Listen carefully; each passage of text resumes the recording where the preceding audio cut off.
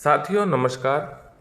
साथियों, हम जल्दी एनसीईआरटी की बुक से भी आपको तैयारी करवाना शुरू कर देंगे। देखिए, ऑथेंटिक बुक से अगर हम तैयारी करें और पढ़े तो फिर अगर आपत्तियां लगाते हैं या ऑब्जेक्शन लगाते हैं, प्रश्न आपका गलत सही हो, तो ऑथेंटिक बुक से अगर पढ़ा हुआ हो तो आपको गलत नहीं माना जा सकता।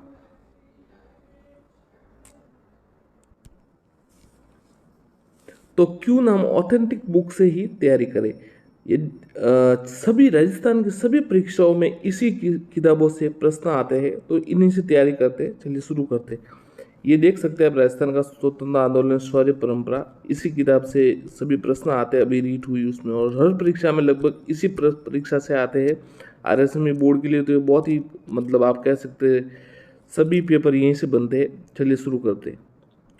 सबसे पहला जो चैप्टर है, राजस्थान का स्वतंत्रता आंदोलन, परंपरा। और इसमें देखिए चैप्टर, देखिए 1857 की क्रांति, राजस्थान के क्रांतिकारी, राजस्थान का प्रमुख किसान आंदोलन, जनजातियाँ, एकीकरण और शौर्य परंपरा। इसके बाद 10th की बुक है वो भी पढ़ेंगे। चलिए पहला चैप्टर 1857 की क्रांति देखते हैं।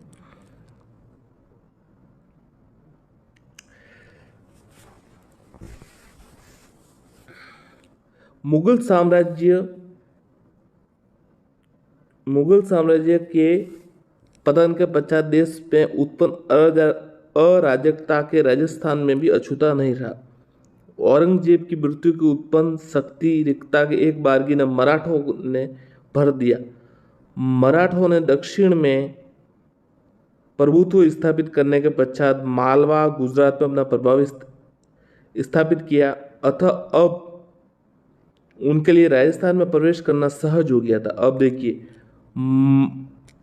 मई 1711, ध्यान रखिएगा, मई 1711 में प्रथम बार मराठों ने मंदसौर के निकट मेवाड़ी क्षेत्र में धन एकत्र किया था। अब बहुत ही डीप अगर प्रश्न आरएस की परीक्षा में पूछा जा सकता है ये। सबसे पहले मराठों ने कहाँ पर मतलब शुरुआत की थी, तो 1711 में प्रथम बार मराठों ने मंदसौर के निकट मेवाड़ी क्षेत्र में धन एकत्रित किया था। इस घटना से चिंतित उदयपुर के महाराणा संग्राम सिंह ने सबसे पहले जयपुर के शासक जय सिंह और बाद में मुगल बादशाह मोहम्मद शाह से मराठा समस्या के बारे में विचार विमर्श किया था। देखिए, सबसे पहले उदयपुर के महाराणा संग्राम सिंह ने जयपुर के जय सिंह से और बाद में मुगल बादशाह मोहम्मद शाह से मराठा समस्या के बारे में विचार विमर्श किया।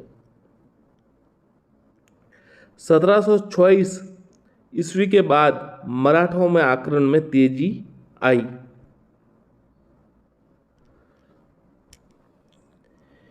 इसी बीच अप्रैल, ये देखिए, अप्रैल 1734 में बूंदी के पदच्युत शासक बुद्ध सिंह ने मराठा सहायता प्राप्त कर दलेल सिंह को गद्दी से हटा दिया। अब याद रखिएगा आप ये कि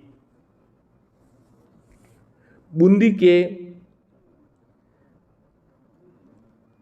जो पद से च्युत शासक थे, मतलब उन्हें हटाया गया था, बुद्ध सिंह, उन्होंने 1734 में अप्रैल मराठा सहायता से दलेल सिंह को गद्दी से हटाकर खुद को गद्दी, मतलब उन्होंने विराजमान कर दिया। अब राजस्थान के किस शासक द्वारा आंतरिक संघर्ष में मराठों को आमंत्रित करने का यह प्रथम अवसर था?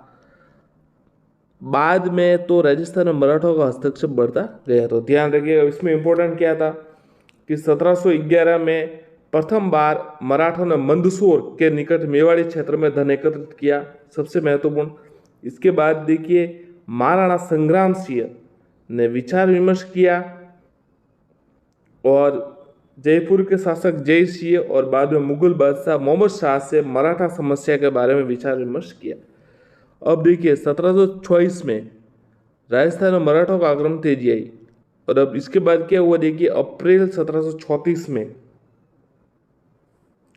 बूंदी के पदच्युत शासक बुद्ध सिंह ने मराठों की सहायता से दलेल सिंह को गद्दी से हटा दिया।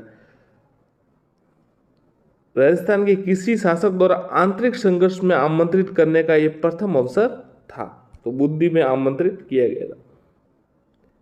देखिए साथियों, जो भी तैयारी करने का एक ही तरीका है बस पढ़ते जाइए, खूब पढ़िए, लगातार पढ़िए, क्योंकि कोई भी कार्य एक दिन में नहीं होता। न तो रोम एक दिन में बना था, न कोई भी महान कार्य एक दिन में हुआ। इसलिए आप अगर सरकारी सेवा में जाना चाहते हैं या सफलता प्राप्त करना चाहते हैं, आपको लगातार पढ़ना होगा, निरंतर और रोज पढ़ना होगा, ताकि अचानक जब आए तो बाहर नहीं आए। अब जैसे जो स्टूडेंट है क्लास 9 के 10 के जो पढ़ते हैं, वो उनको भी यही सलाह है कि वो लगातार निरंतर पढ़ते रहे। 1735 में मालवा पर अधिकार करने के बाद मराठों को राजस्थान पर आक्रमण करने के लिए एक आसान मार्ग मिल गया। राजस्थान में मराठे कोटा, मेवाड़, डूंगरपुर, बांसवाड़ा घुसपैठ कर वहां से धन पाने के लिए कुछ समय तक संतुष्ट रहे, लेकिन शीघ्र ही राजाओं को ही नहीं वरन सेठ साहूकारों को भी लूटने लगे। उन्होंने राजस्थान के नरेशों के आंतरिक मामलों में हस्तक्षेप करना प्रारंभ कर दिया। बूंदी, जोधपुर, जयपुर रियासत में उनका प्रवेश इसी बहाने हुआ। तो देखिए 1735 में मालवा पर अधिकार के बाद मराठों का जो आक्रमण है बढ़ता गया। साथियों, एक और मैं आपको बात बताना चाहूँगा कि आप मतलब न तो चिंता करें और ना ही विश्राम करें, क्योंकि जब तक आपके शत्रु जीवित है, और बेरोजगार का शत्रु कौन होता है? बेरोजगारी। बस एक युवा जो बेरोजगार है, अभी उसके सेवा में नहीं गया है, उसकी जो है शत्रु है बेरोजगारी होगी। तो शत्रु जब तक जीवित है, आपको ज़्यादा आराम करने की आवश्यकता नहीं है। आप परिश्रम कीजिए, और महान परिश्रम ही महान सफलता दिलाता है। इसलिए आप लगातार पढ़ते रहिए। अब देखिए इंपॉर्टेंट, नादिर शाह के आक्रमण के समय मराठों ने हिंदू धर्म के बाद के नाम पर राजस्थान के राजाओं को संगठित करने का प्रयास किया, लेकिन मुगल दरबार में दलबंदी के कारण राजपूत शासक भी परस्पर लड़ने लगे। इस प्रकार केंद्र में उत्पन्न शून्यता की पूर्ति के लिए मराठा राजस्थान में आने लगे।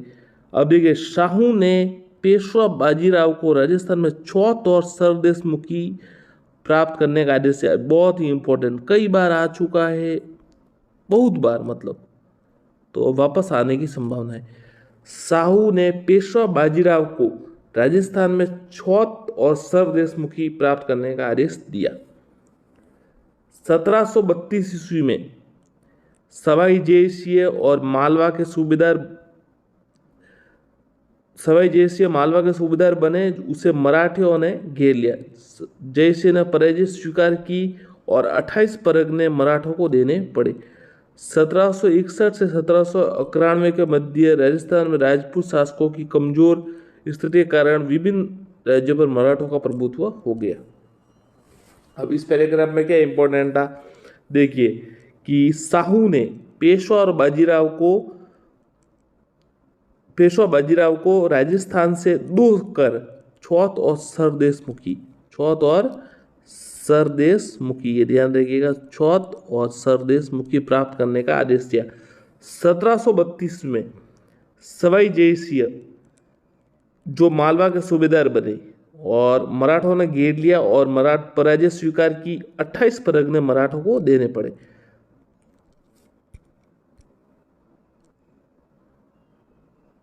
राजस्थान में बढ़ते मराठा हस्तक्षेप ने जयसिंह तथा अन्य राजपूत राजाओं की आंखें खोल दी।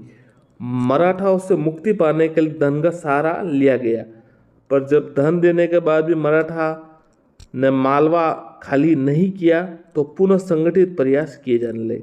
अब धन की बजाय शक्ति का प्रयोग से मराठाओं को राजस्थान से निकालने का निश्चय किया गया।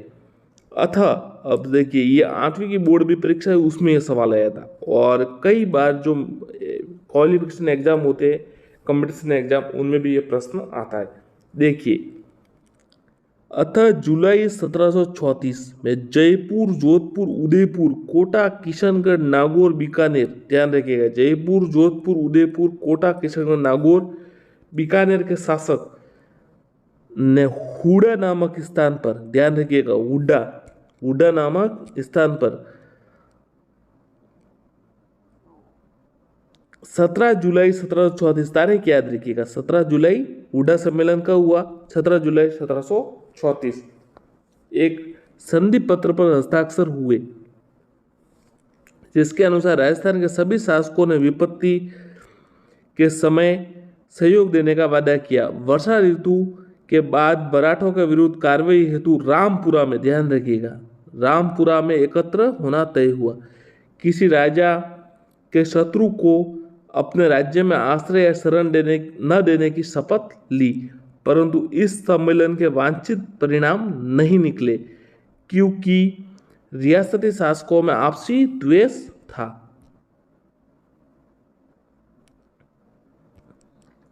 प्रतिभा, संबंध और क्रियाशील नेतृत्व का अभाव था।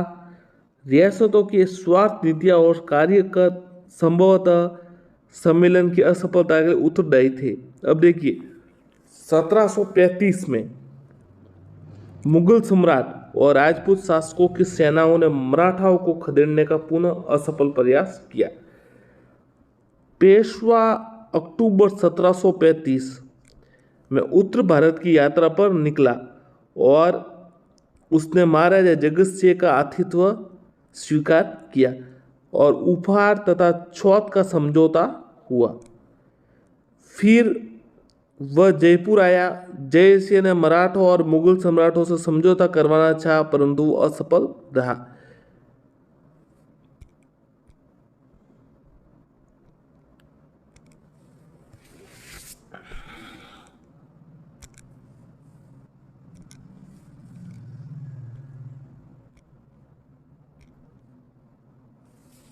अब देखिए आगे,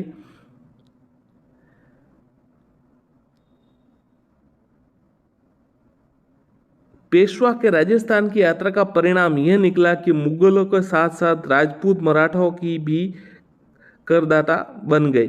1738 में मुगल सम्राट की ओर से निजाम को बिना युद्ध किए ही दुरासराय की अपमानजनक संधि करनी पड़ी। ये देखिए 1738 में 1738 में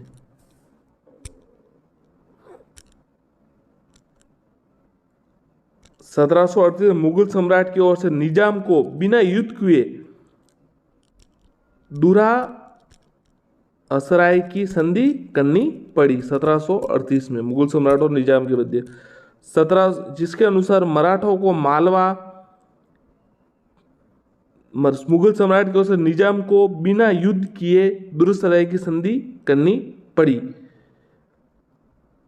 जिसके अनुसार मराठों को मालवा की सूबेदारी और 50 लाख रुपए प्राप्त हुए।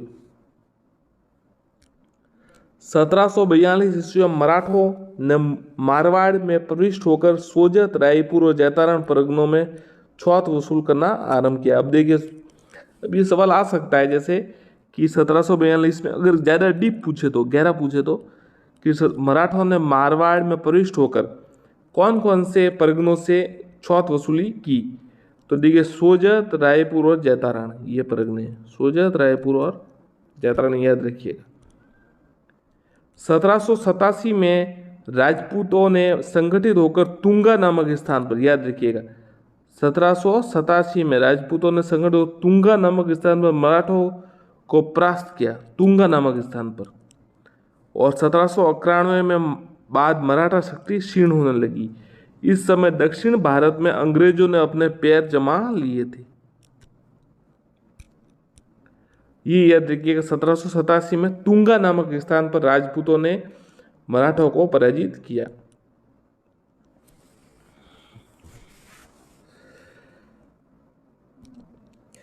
राजस्थान के राज्यों में उत्तराधिकार के संघर्ष और सामंती प्रतिस्पर्धा के कारण उनकी राजनीतिक स्थिति कमजोर हो गई।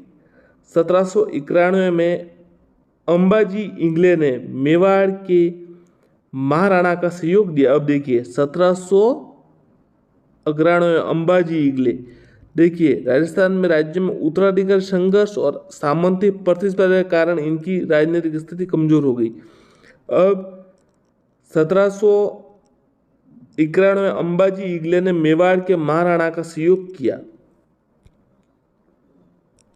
फलस्वरूप डूंगरपुर, बांसवाड़ा, प्रतापगढ़ आदि क्षेत्रों में मेवाड़ के महाराणा का अधिकार हो गया, परंतु रियासती घरानों के आपसी वैमनस्य के कारण इम्बाजी ईगले पूर्ण सफलता नहीं पा सके। 1795 में मेवाड़ पर छुंडावतों का अधिकार हो गया। 1795 अतः उनका अन्य शासकीय समूह के साथ संघर्ष शुरू हो गया। 1802 में अमीर खां पिंडारी, ध्यान रखिएगा 1802 में अमीर खां पिंडारी ने नाथ द्वारा पर अधिकार लिया। अब ये सवाल आ सकता है कि 1802 में नाथ द्वारा पर अधिकार किसने किया, अगर ज्यादा गहरा पूछे तो। देखिए हमको तो पूरी तैयारी वैसे करनी है ताकि कोई भी सवाल परीक्षा में आए तो गलत नहीं हो। अब जैसे ऊपर ऊपर करे और परीक्षा में वो सवाल नहीं आए या आ जाए तो फिर कोई मतलब नहीं। इससे अच्छा है कि आप पानी को पूरा गर्म कीजिए। ऐसे नॉर्मल तरीके से गर्म करने से कीटाणु नहीं मरेंगे, इसलिए पानी को खौलता करना पड़ेगा। इसलिए आपको तैयारी बहुत ही अच्छे तरीके से करनी पड़ेगी, तभी सफलता प्राप्त होगी, ताकि कोई प्रश्न छूटे नहीं। 1802 में अमीर खां पिंडारी ने नाथ द्वारा पर अधिकार कर लिया। भीमसिंह रियासती घरानों के आपसी वैमनस्यों को नियंत्रित नहीं कर पाए। 1803 में मेवाड़ के शासक ने जयपुर नरेश के माध्यम से अंग्रेजों से संधि करने का प्रयास किया, पर वह असफल रहे। अब देखिए वापस इसमें क्या इंपॉर्टेंट था, देखिए 1802 में अमीर खां पिंडारी ने नाथ द्वारा पर अधिकार कर लिया। भीमसिंह रियासती घरानों के आपसी वैमनस्यों को नियंत्रित नहीं कर पाए।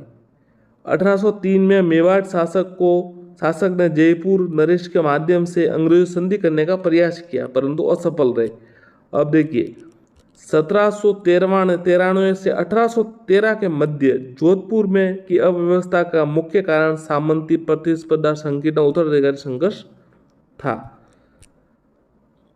राजस्थान के शासकों ने मराठों के बढ़ते आतंक से मुक्ति पाने के लिए मराठों के शत्रु अंग्रेजों से मित्रता करने का प्रयास शुरू किए। सर्वप्रथम जयपुर के महाराजा, देखिए ध्यान रखिए, सर्वप्रथम जयपुर के महाराजा पृथ्वी सिंह ने 1776 ध्यान रखिएगा 1776 में पृथ्वी सिंह ने अपने एक प्रतिनिधि को गवर्नर जनरल के पास भेजा और अंग्रेजों से मैत्री की इच्छा प्रकट की। जोधपुर राज्य ने भी ऐसा प्रयास किया पर सफल नहीं हो सका।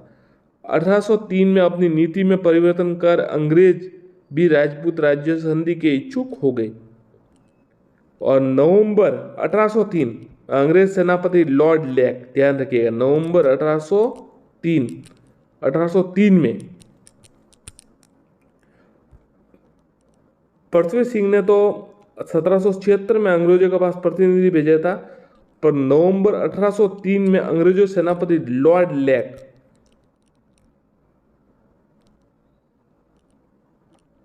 ने राजस्थान की उत्तरी सीमा पर स्थित लासवाड़ी के रण क्षेत्र में सिंधिया को निर्णायक रूप से परास्त कर दिया। कहां परास्त किया? लासवाड़ी के क्षेत्र में। मराठों की इस पराजय ने राजपूत शासकों के लिए मराठों की अधीनता से मुक्ति का स्वर्ण अवसर प्रदान किया। 1803 की संधि की शर्तों में तय किया गया कि दोनों एक दूसरे के प्रति मैत्रीपूर्ण व्यवहार रखेंगे।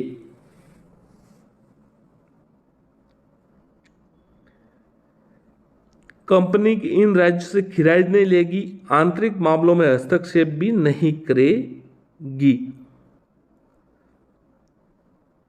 भरतपुर, अलवर, जयपुर, जोधपुर आदि ने संधि पर हस्ताक्षर किए। 1811 में सैटन के स्थान पर चार्ल्स मैडपॉक दिल्ली का रेजिडेंट बना। ध्यान रखिएगा 1811 में सैटन के स्थान पर चार्ल्स मैडपॉक दिल्ली का रेजिडेंट बना। साथियों ये जो सवाल है ना आरएस में आने लायक, बिल्कुल परीक्षा में आने लायक है, आप देखेंगे इन्हीं में से प्रश्न बनते हैं। बहुत ही गहरे सवाल है, अच्छे सवाल है, अच्छी किताब है। हम पूरी किताब आपको करवा देंगे, आप चैनल से जुड़े रहिएगा। सब्सक्राइब आपकी इच्छा हो तो कीजिए, नहीं तो हम कहेंगे नहीं, आपको करना हो तो कीजिए, करेंगे तो आपको आप लाभ में रहेंगे, इतनी बात हम कह सकते हैं। हम भले आप सब्सक्राइब करेंगे या नहीं करेंगे, हम ये जरूर पूरा जो किताबें हैं पुस्तक है, जरूर रोज हर दिन या 2 दिन में एक बार क्लास लेंगे और अपलोड कर दिया करेंगे। साथ में वस्तुनिष्ठ प्रश्न भी हम लगातार अपलोड कर रहे हैं और साथ में एनसीईआरटी की बुक से भी लगातार इस तरह के अध्ययन करवाएंगे। देखिए नोट्स भी बना सकते हैं, पर नोट्स बनाने में ये है कि फिर वो पूरा कंसेप्ट समझ में नहीं आता, इसलिए हम थोड़ा इस तरीके से कर रहे हैं। उसने गवर्नर जनरल लॉर्ड मिंटो को सुझाव दिया कि मराठों अमीर खान भंडारी की विध्वंसकारियों कार्रवाई समाप्त करने के लिए ब्रिटिश संरक्षण राजपूतों को एक संघ बना लिया जाए।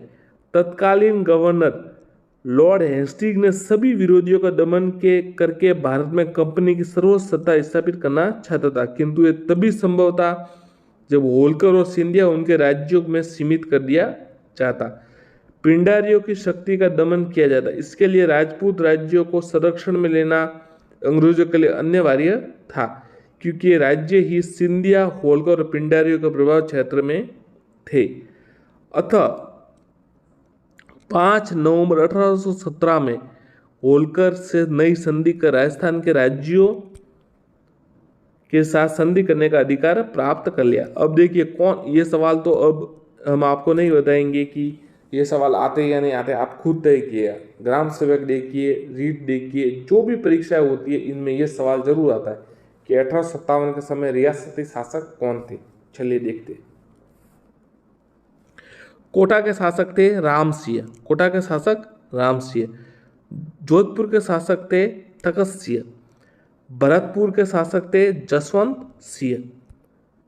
उदयपुर के शासक थे स्वरूप सिंह। जयपुर के शासक थे राम सिंह द्वितीय। सिरोही के शासक थे शिव सिंह। धौलपुर के शासक थे भगवंत सिंह। बीकानेर के शासक थे सरदार सिंह। करौली के शासक थे मदन पाल। टोक रियासत नवाब वजीरुद्दौला।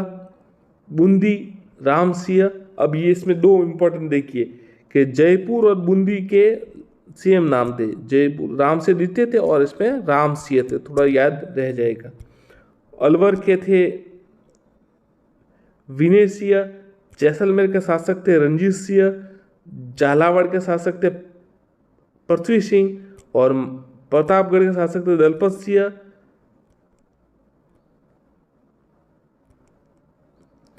बांसवाड़ा के शासक थे लक्ष्मण सिंह और डूंगरपुर के शासक थे उदय सिंह। एक बार वापस आप देख लीजिए।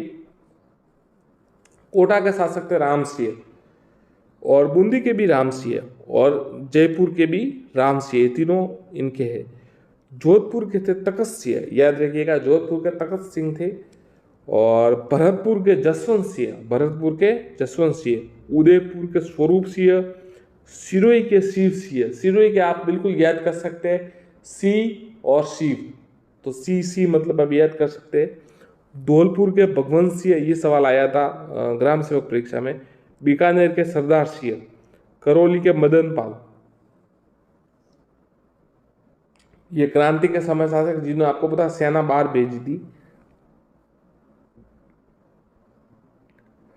टोक के शासक मुस्लिम शासक थे नवाब वजीरुद्दौला और बूंदी के शासक राम से बता दिया। अलवर के शासक विनय सिंह। जैसलमेर के रंजीत सिंह। झालावाड़ के पृथ्वी सिंह।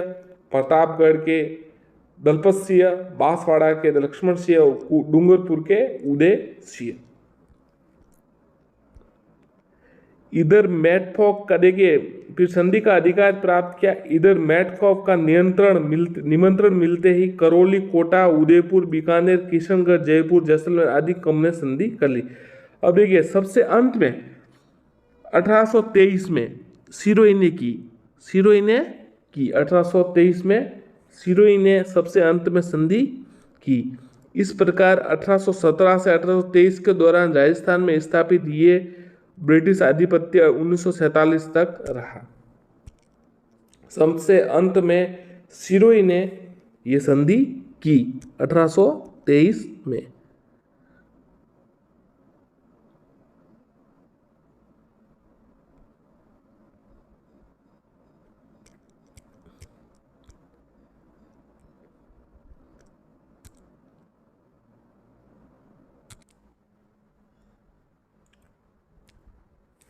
19वीं सदी के आरंभ में 20 रियासतें थी। इनमें से 7 राजपूत, 2 जाट व 1 मुस्लिम शासक द्वारा शासित थी।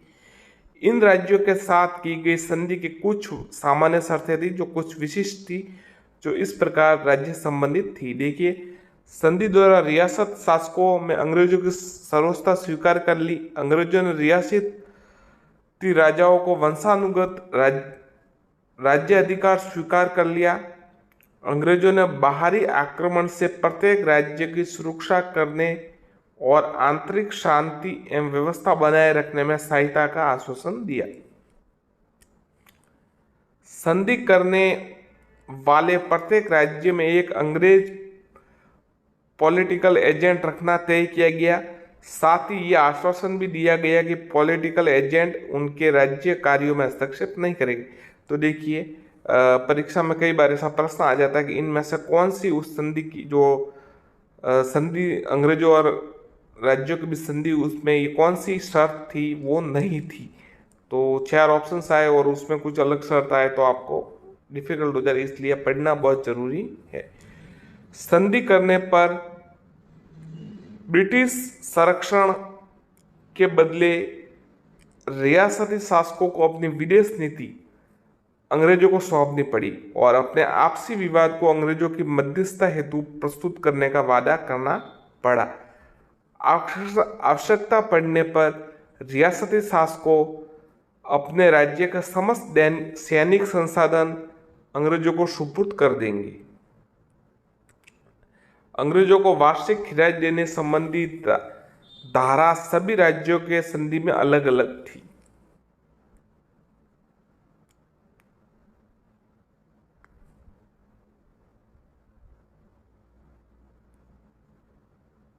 अब देखिए, अंग्रेजों ने डूंगरपुर के शासक जसवंत सिंह को गद्दी से हटाकर प्रतापगढ़ के शासक के पौत्र दलपत सिंह को वहां का शासक बना दिया। इससे वहां की जनता में ब्रिटिश सरकार के प्रति घृणा उत्पन्न हो गई। इसी प्रकार जब अंग्रेजों ने जयपुर की राजमाता, ध्यान रखिएगा, देखिए एक तो क्या किया अंग्रेजों ने, डूंगरपुर के शासक जसवंत सिंह को हटाकर प्रतापगढ़ के शासक के पौत्र दलपत सिंह को बनाया। और एक जयपुर में क्या किया, जयपुर की राजमाता भटियाणी जी को अधिकारच्युत करने का प्रयास किया तो वहां के लोगों ने क्रुद्ध होकर कप्तान ब्लैक की हत्या। अब ये देखिए, ये इंपॉर्टेंट है, कप्तान ब्लैक का संबंध कहाँ से है, जयपुर रियासत से। क्या किया था उसने, राजमाता भटियाणी जी को अधिकारच्युत करने का प्रयास किया था, तो लोगों ने क्रुद्ध होकर उसकी हत्या की। कोटा में अंग्रेजों ने तत्कालीन महाराज किशोर सिंह को के विरुद्ध रियासत के फौजदार जालिम सिंह के दावों का समर्थन किया। देखिए, तत्कालीन महाराज किशोर सिंह के विरुद्ध कौन था, फौजदार जालिम सिंह के दावों का समर्थन किया, जिससे कोटा के हाड़ा राजपूत अंग्रेजों के विरुद्ध हथियार लेकर उठ खड़े हुए।